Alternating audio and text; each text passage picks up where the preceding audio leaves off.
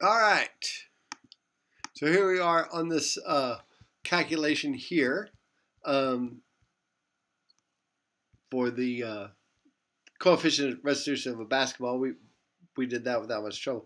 All right. So now let's say what's the coefficient of the rules say a ball for a ping pong ball must bounce 0.23 centimeters when dropped from a height of 0.3 centimeters. Now, one of the interesting things, so what's the coefficient of a ping pong ball? Once again, 0.88. Not a problem. All right. Baseball, now baseball does things a little bit different. I'm hoping that this one works. Hoping this one, let me see if this works. But I also want to show you some other.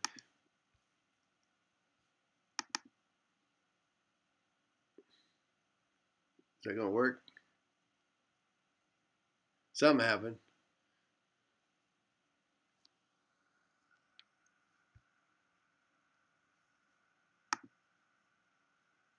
Okay, that's not going to work. I'll come back to that one in a minute.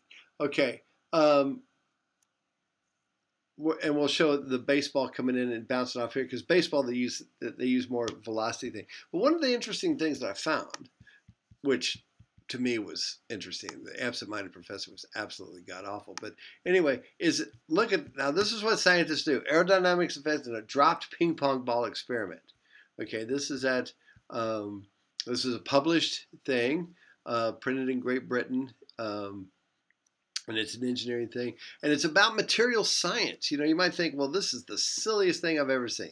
Okay, so they drop a ping pong ball from a certain height and rebounded back to different heights, theoretical information. Look at all this stuff that they're talking about. The height before is equal, and then the height after, and as it's bouncing along. And so they came to all of these conclusions about the coefficient of restitution. Now, one of the interesting things I found was in this paper, actually. No, it was actually in this paper.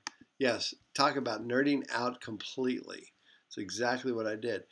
I found this to be very, because I was just trying to find my own example. See here, they're using E for elasticity is another form of what they're talking about here. Normal drop test of sports balls, which is what we do. I mean, we just do these normal little tests, and you're going to be doing these experiments. But one of the interesting things that I saw from this thing is, look, as drop one, so they dropped all these from one, and they kind of found an average. This one, wow. So they took the average coefficient of restitution, and this would be like a ping pong ball, but or a golf ball. But now look, or what are they doing there? Probably the hockey ball, yeah, thing. Okay, so but look at this. As they went higher, the restitution, except for this hockey, as they went higher, the restitution actually got smaller, which is counterintuitive. You'd think the higher up you go, the higher the ball's going to bounce. I mean, if you took it way, way higher, it would. But they're only increasing by 10 centimeters each time, and it's actually getting smaller. And that's because of the material that the thing is made of. It's hitting faster, so it's smooshing more. Okay? And a great example of something dropped from a tremendous height that has a lot of mass, has a lot of energy when it hits, and so it shatters all over the place, is I'm going to show you this silly putty thing. All right? So let's watch the silly putty ball here. All right? And then next week I'll do your actual lab experiment for you, okay, on how you're going to do this lab. I just wanted you to get the gist of the pre-lab going right now. So we'll go look at that. But I want to make sure I get through all the slides here first. Oh, and I wanted to show you the baseball collision coefficient.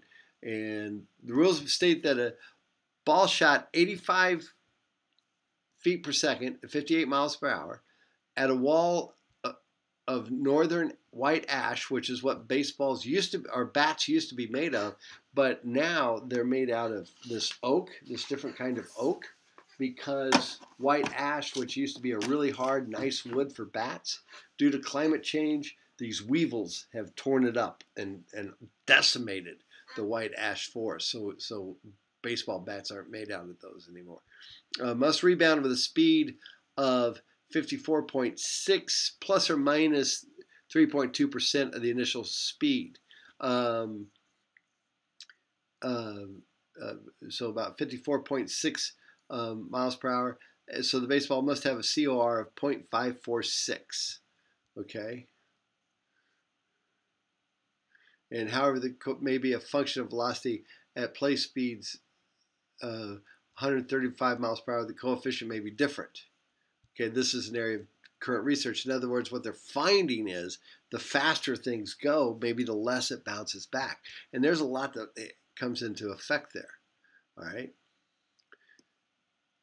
So, silly putty. He was coming up with a substance, was searching for a substitute for rubber back in World War II, and he passed away. I don't know when the date on this is. In 2002, he passed away. The inventor of silly putty. All right, we're going to watch this silly putty drop, and I'm also going to show you the thing. Now, another thing that affects the coefficient restitution of balls is cold, and you're going to see that, and you're going to have a few questions on your pre-lab from that. So go ahead. So make sure you watch these videos now that I'm going to show you. And then humidity plays a huge role in the coefficient of restitution. So look at this. The COR, as the humidity goes up,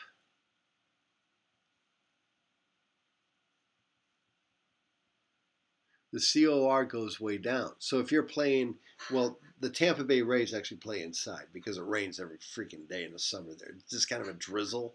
And so they play inside. So the Miami Marlins, I think they play inside too, because it's just too wet to play there in the spring and summer. But if you go to Colorado where it's dry, I think the Royals are going to have some pop this summer because we're going to have a hot, dry summer. And so as the humidity goes up, the coefficient of restitution goes down. The ball gets more heavy. All right, it's more sluggish off the bat.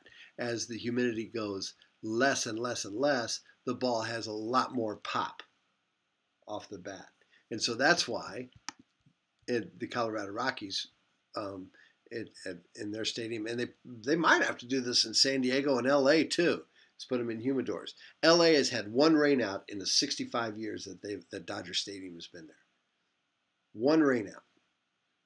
Vin Scully called one rainout in his 65-year career. Isn't that amazing? All right, anyway, so baseball COR increases with temperature, yes. Decreasing humidity, yes. Yes, because it becomes more bouncy as it gets with use, and with velocity. All of these, except it actually might go down due to velocity, but the main thing is decreasing humidity. All right, so I'm going to pop out here and then to show you the rest of the videos, and you're going to have some questions from them. All right, so make sure you watch them.